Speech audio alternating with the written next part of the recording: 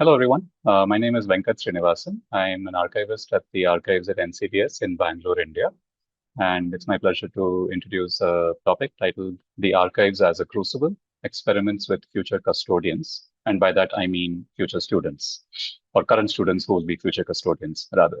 Just a disclaimer, what I'm sharing here is based on past work that we continue to do, and it's always collective work with a large team of archivists at my center and, of course, archivists across the country. I'll start with, because the word archive is so alien to most of us, I'll start with a story and an object. What you're looking at is a letter. We all are familiar with letters, and this is a letter from July 1990, perhaps far before many of us who are watching this video were born. And this is a letter from a person named Narayanbhai Karangia in Jamnagar, Gujarat, where he's writing a letter to the Bombay Natural History Society, and he's titled it Floricans, which is an endangered bird in Gujarat. And he talks about himself being a young farmer who's interested in nature, and he wants to he says he's running a center to preserve and protect peacocks and other birds. And he's asking for the Bombay Natural History Society's assistance in guiding his work, etc. And he talks about how he saw this particular florican in his farm, in the field, and he gives them input on what he thinks the floricans, uh, you know, behavioral patterns are and such. Now, this is a straightforward letter that has been sent by one farmer to a historical, like an ecological center. The reason I bring this up really is that the job of the archive is to find these objects, find archival or long-term historical value, and preserve them, and more importantly, show how each object has various kinds of stories that can emerge from it. So, if you read the object carefully, it's not just an object of a farmer reaching out to the Natural History Society, but it can also be seen as early conversations in citizen-science relationships or in conversations around outreach and cooperation, around ideas of conservation, around the history of this bird called the florican, the history of this farmer named Karangia, the relation between an ecological center and a farmer, the idea of conserving peacocks as he was doing in Gujarat, the history of Jamnagar, if you're from Jamnagar, if that's an area of interest. So you see that every object starts to have these extraordinarily large number of ways of which and we can see the object. And that's at the heart of everything that we do in the world of archives. We find historical value, and then we constantly find different ways to interpret it, describe it, make it accessible to the future custodians that will be you in the future. So, in a nutshell, you can think of archives as doing two very, very simple things. Archives are here to enable a diversity of stories that emerge from every object. And archives are there to shed light on the context and process of the world around us. In the world of Karangia, the world of the historical society, the world of farming, the world of conservation, and the world of floricans for that matter. And this is just very important to remember these two aspects that archives are here to shed light on the process and context. Now, this is also extremely well articulated in a universal declaration on archives by the International Council on Archives, which is an international body, which says that archives record decisions, actions, and memories. These 6 words are actually extraordinarily succinct in what they say and don't say. Record. So archives are recording spaces, so they keep evidence. They keep evidence of decisions, which is process, actions, which is again process and context, and memories, how we remember things. Right. And these are just very, very important to think about as, archives keeps process and not product. Another way to think about it is that, a lot of you may go on to sort of publish or write things, and the thing that you write and publish is the thing that the world sees. But every one of us knows that even in our projects that we develop in schools or colleges, the work that we do has a variety of small objects, notes that we write, notes that we exchange in class, or notes that, in terms of experiments that we do in class. All of those are our process, the things that we do to create the final product. Whether you're a sculptor, whether you're an artist, whether you're a writer, whether you are a musician, there is always process in your work. And it's that process that archives keep. This process is what is then eventually used by society in the future to generate a whole layer of meaning around the past, whether it's a book, whether it's an exhibition, whether it's a thesis, a policy document, a play script, whatever you'd like to think. Everything emerges from understanding process of the past. So this process is central to what I and my colleagues we run a Center for the History of Science in Contemporary India called the Archives at NCBS, and you can look up the website whenever you have a moment. You can just to go on any search browser and type Archives NCBS, and you'll find it. And this is a center that's been around for the last 6.5 years or so. And it has material from across the country, various different kinds of histories that are preserved here for long-term access, including by all of you. And it also includes material that you can access online without making any specific requests. But I want to take a step back again and ask, though, really, if we had to go on the street on an average day or even in our classrooms and ask people, how many people have visited a museum? It's possible that, most of us will raise our hands at some point. If I ask how many people have visited a library or an art gallery or an exhibition, we might raise our hands. But the moment we ask how many of us have visited an archive, the reality is that maybe very, very few of us will actually raise our hands. And this is not to fault any one of us. The reality is that most of us have not visited an archive because we don't know of its existence. But at the same time, as you have seen from that first object that I shared with you, archives don't come from some magical process. They come from our everyday lives. They come from Karangya's writing this letter, actually, for him to have typewritten it in English, then signing it off in Hindi or Gujarati. All of these are the process of this individual. And so every archival object comes from our everyday lives. The notes that you might be taking right now may eventually go into an archive in the future. And that's central to understanding this, what archives contain. And so if we are serious about this, what we need to do is get into a point, which I'm hoping that all of us will do by the end of the session, which is to think of archives in our everyday lives as a mode or in which we can educate ourselves and learn more about the past as a way to contextualize our histories. And that is really what I'll be focusing this talk on, where I'm going to be sharing a few examples from the work that we have done at the archives at NCBS and also what I've done as an individual teacher. The Archives at NCPS has been running an internship program for over 7 to 8 years now, and it has had over 75 students over this time from more than 13 different disciplines from across the country. Students are as young as school students, 16 to 17-year-old, and they're as old as postdoctoral students, some in their mid-30s who have come and worked with us. They come from history, physics, chemistry, journalism, computer science, biotech, mathematics, anthropology, sociology, creative arts, engineering, different kinds of engineering, public space design, so education. So you can see that they come from the variety of backgrounds, and these are all paid internships where they spend anywhere between 2 months and 6 months understanding, how to work in an archive in a variety of different ways. There is a simple standard process that I will skip through in terms of how we find the right fit for people. But what I want to focus on is the fact that the students are here. We see students as short-term project employees, where we are training them to have a sensibility of an archive. We're not training people to necessarily become archivists, but we want them to have a sensibility of the past in a way that is meaningful and critical, not something that where you establish certain credibility around the information that you see around you in the world, and establishing credibility and establishing nuance and understanding of the other person is central to a lot of the work that we do.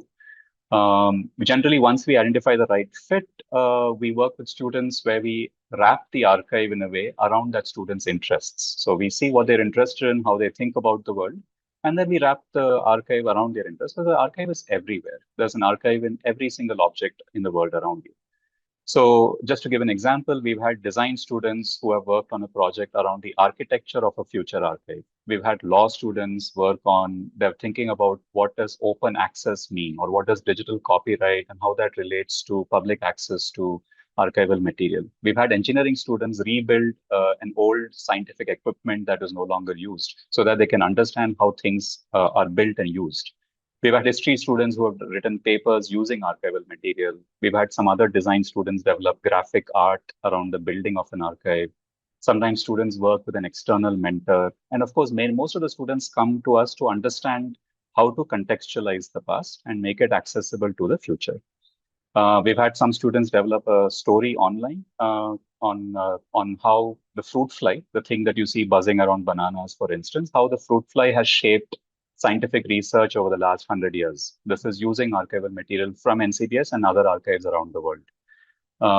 We've had some students develop a pop-up exhibition using material that does not enter the archive, how they think about what has long-term value. We've had some students do artistic work around physical spaces of the archive to see what the physical center called an archive looks like, etc. And these are sort of small examples that we keep doing where our focus, again, as I keep saying, is that sensibility is intact. People think critically about the place of an archival object, similar to the object that I had shared with you right in the beginning. The other thing that we have done, that we've tried to develop, and so before I go into that, I should just stress that if anyone's ever interested, all you'd have to do is find an archive in the country, perhaps closer to where you are, and just visit them for 2 weeks, 2 days, 2 hours, or spend 2 months with them, and it will guarantee change the way you think about the past and the future. The other thing that we've done for college students or for graduate level students is we develop a curriculum or a course titled Us and the World, Archive Stories and the Lives of Others, which is a course for the non-archivist student in making them think about the place of the archive. So it is thinking about everything's archive, how you develop every single thing's archive, and to critically see the archive in everything. So we call it Seeing Everything's Archive and the Archive in Everything. This is for students in development studies, public policy, in education. These are master's students at Azim Premji University that we've been delivering a few years ago. We describe this course as a 30,000 foot or a very high level introduction to the form, function, content, and politics of the archive. We look at the role of archive in governance and education. So, it's just as it is important for us to just read the news in the morning once to understand the past, or yesterday's news. It's just as important for us to read the archive to understand a longer range view of what is going on. Archives are critical in helping us understand how did we get here in the first place. Having that broader understanding. Right. And we are hoping that in this process, students will start to see the archive as a living, breathing center. It's not just dusty old objects, but it's a living, breathing site that can strengthen the way we think about the present in particular. It's about trying to understand the connection between the archive, which has historical material, and the diverse stories that we see in our everyday life today. The course has a few different components that we have done with students, especially in how we ask them to do their work. One of the components, and these are components, I should clarify, which are not stressing students' memory of things, although the archive is about memory. There's components that are completely open book. You can use ChatGPT if you want. It doesn't really matter. You can use the internet. Because we don't think these questions are things that ChatGPT or the internet will generally help you answer. It has, it does still requires you to think critically on your own. Even using these platforms doesn't usually help very much, and you get a couple of weeks to do it on your own. And it's, for instance, one of the questions that we pose to students is that let's say you are the guiding archivist for a future archive of the chess player Vishwanathan Anand, and we say, how are you going to go about developing the archive of Vishwanathan Anand? Think critically about what kind of material he may have generated over the course of his life. Think a little bit about what kind of WhatsApp messages he's exchanging with fellow chess players, with fellow, with family, with friends, with colleagues, with administrators, with his email records. So think that you're in the year 2063, 40 odd years from today, if this is the year 2025 when I'm sharing this course. What happens in 40 years from today when you have to think about the place of the archive and the archive of this chess player called Vishwanathan Anand, right? And so it forces you to think about what may be valuable in the future, how to make it accessible in the future and such, and how do you go about structuring it. The other thing that we try and do as an example is we get every student to develop their own fictitious archive. You can make an archive around any idea or any theme. We have to be critical and faithful to the concept of an archive. So we ask students, we have about 15 different questions or frames in which we say, okay, fine, what is an area of interest? And now let's develop an archive around your area of interest. And these are questions that are, fundamental in the scope. What is the vision of your archive? What kind of people do you think will engage with the archive? How are you going to arrange the material in your archive? How do you assess the quality of your archive? How will you provide access to material in your archive, etc.? Some of the projects that students have done have been just extraordinarily vibrant. There was a project that looked at the archive of the Janpath market in New Delhi, which is a very famous market for, if any of you ever have a chance to visit. There's an archive of street food in India. There's an archive of Northeastern cinema. There's an archive of a particular region in Bangalore. There's an archive of student protests between students and aliens at a fictitious university called Pyarelal University. There's an archive that is looking at the cultural diversity of a fictitious region in India. There's an archive of, of a comic book that people were very interested in. So you can see that, you can develop all kinds of archives, regardless of that, whether it's real or not, as long as you're committed to the concept of the archive. And finally, when we received responses from various people about this process, I mean, again, as I said right in the beginning, our intent here is to build a sensibility of the archive. And we want students to realize that at every moment you are taking on different roles. If you're taking notes during this session, you are a creator of an archival object or a potential future archival object. Your family may be the people who will maybe donate it to a future archive for long-term preservation. There may be a future archivist, like some of you will be for Vishwanathan Anand's archive. There may be a future archive where it's kept. So the archival object, takes on this extraordinary journey from the moment it's created till the moment it's made accessible to the public. Similar to that letter that I had shared right in the beginning of that farmer's letter that has gone from Jamnagar to Coimbatore to Chennai to Bangalore, and now you're able to see it online wherever you are in the world. Right? And so when we ask students a little bit about how they think about their experience in reflecting on the idea of the archive, we were actually quite pleased to see that students somehow sort of got what we were trying to do. And so our hope is that by sharing it on this forum, we can sort of get a larger interest in the world of the archive. I'm just sharing a couple of student responses. One student said that the course acted like therapy for the academic load that they experienced in the semester, and it helped them get closer to the work they wish to take up in the future. Some of them said that, the readings were, sometimes really dense, but, they were really sort of, it really was good for them to understand the concept of the archive. One of them said in a very nice way about the internships. They said that, while they can't quite explain how, but they think that their short time doing the internship helped them understand how to conduct themselves in the adult world.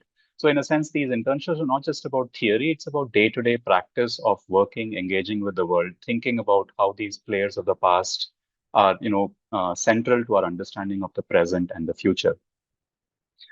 And one of them actually said that, and this is perhaps one of the most important lessons I learned from students, that, they said that there is a lesson for the long term. They said that you need to be okay with knowing that you might never understand something completely, that a particular meaning of an archival object, of something from the past, will always elude you, will always be something that you don't really understand. And I think that's okay. I think we need to have some comfort in knowing that we can't always understand these things of the past, but they exist. And one of our things as we go forward is to constantly connect the dots to, to a whole new level, as the students say. And that's really what we do as archivists. We connect the dots, make sense of the past for going into the future in some nuanced, in a moderated, thoughtful way. So our hope, in this process is that if more and more of us engage with archives as students, we will start to, really challenge and ask more of the archives around us. Our municipality archive, our state archive, our police archive, our government archive, our institutes archive, our family archive. It's everything can have this space. It's a space that keeps a sense of the past. And, we become experts, all of us, in making visible this less known things. And we become more comfortable with the unknown, knowing that at some point we will make sense of it. It will not be something that we'll be fearful of as we go forward. Yeah. I will leave you with one last quote and comment. There is a writer named Rebecca Solnit, and who wrote a book called A Field Guide to Getting Lost. And it's a book that I read when I was actually in graduate school, where she writes about how it's the job of artists to open doors and invite prophecies, the unknown and the unfamiliar. And she talked about how scientists also, scientists transform the unknown into the known. Scientists tend to haul it in like fishermen, she said, because they, she shared how Robert Oppenheimer, the scientist, once remarked that scientists always live on the edge of mystery, the boundary of the unknown. And she said that artists get you out into that dark sea. They get you out into the unknown and they make you comfortable in this new way of looking at the world. And I think more and more, if you enter archives, in a sense, it is also the job of archivists to get you out into that dark sea and make you feel comfortable with the unknown, and sort of realize the sort of large magical space that exists from the past. So with that, thank you so much for your time, and I'll stop here now. And I'll see you in an archive sometime in the future.